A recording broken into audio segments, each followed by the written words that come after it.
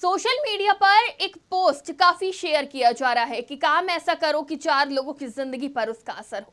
SDM ज्योति मौर्य के द्वारा उठाए गए कदम ने न सिर्फ ज्योति के पति आलोक के जीवन पर असर डाला है, बल्कि उन कई महिलाओं के सपनों पर भी पानी फेर दिया है जो अपनी शादी के बाद अपनी पढ़ाई के सपने देख रही थी, अपने पैरों पर खड़े होने के लिए कड़ी मेहनत कर रही थी। पर अब ज्योति का उदाहरण देखकर कई पति अपनी पत्नियों की पढ़ाई छुड़वा रहे हैं और लोग एक दूसरे को हिदायत दे रहे हैं कि बेटी पढ़ाओ, बीवी नहीं, क्योंकि बीवी को पढ़ाओगे तो वो अधिकारी बनने के बाद सबसे पहले पति को ही छोड़ेगी। प्रयागराज की इस घटना की जानकारी आग की तरह पूरे देश में फैल चुकी है, पर इसका असर बिहार में भी देखने को मिला। बिहार के खानसर की कोचिंग से अब तक 93 से ज्यादा महिलाओं के पति ने उनकी पढ़ाई छुड़वा दी और न जाने कहां से ऐसे मामले सामने आ रहे हैं। तो वहीं प्रयागराज की इस घटना के सामने आने के बाद इससे मिलते जुलते भी कई मामले सामने आने लगे हैं। प्रयागराज के बाद अब मामला कानपुर देहात से सामने आया है, जहां एक पति ने अपनी पत्नी की पढ़ाई के प्रति मेहनत और लगन देखते हुए उसे पढ़ाने का फैसला किया। पति ने कर्ज लेकर अपनी पति को खूब पढ़ाया और उसे नर्सिंग का कोर्स तक करवाया।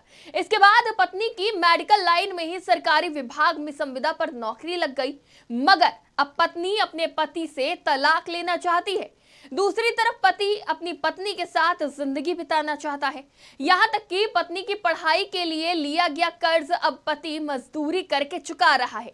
दरअसल ये पूरा मामला कानपुर देहात क्षेत्र के शिवली कोतवाली के मैंथा रविंद्रपुरम गांव से सामने आया है। मिली जानकारी के मुताबिक यहां रहने वाले अर्जुन सिंह की शादी 2017 में बस्ती जिले की रहने वाली सविता मौर्य के साथ हुई थी। सविता पढ़ाई में काफी अच्छी थी और उसके अंदर पढ़ने की लगन थी। पति अर्जुन का कहना है कि उसने शादी के बाद पत्नी सविता के अंदर पढ़ाई की लगन को देखकर उसे आगे बढ़ाने का फैसला किया और उसका दाखिला कानपुर नगर के एक नर्सिंग कॉलेज में करवा दिया।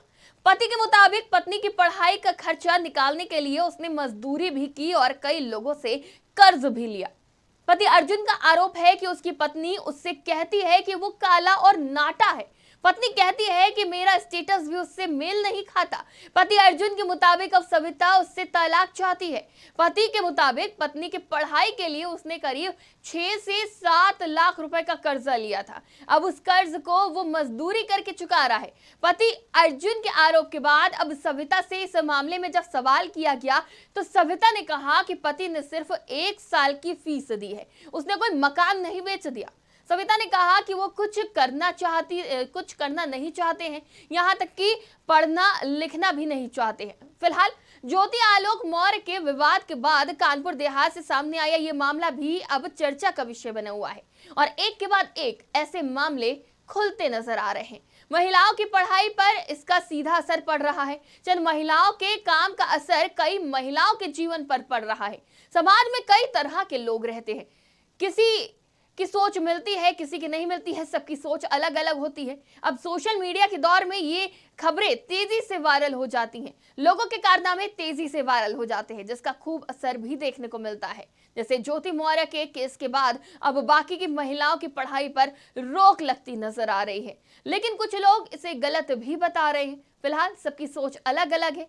इस खबर में इतना ही। ऐसी ही तमाम खबरें हम आपके लिए लेकर आते रहेंगे। आप देखते रहिए आज की खबर।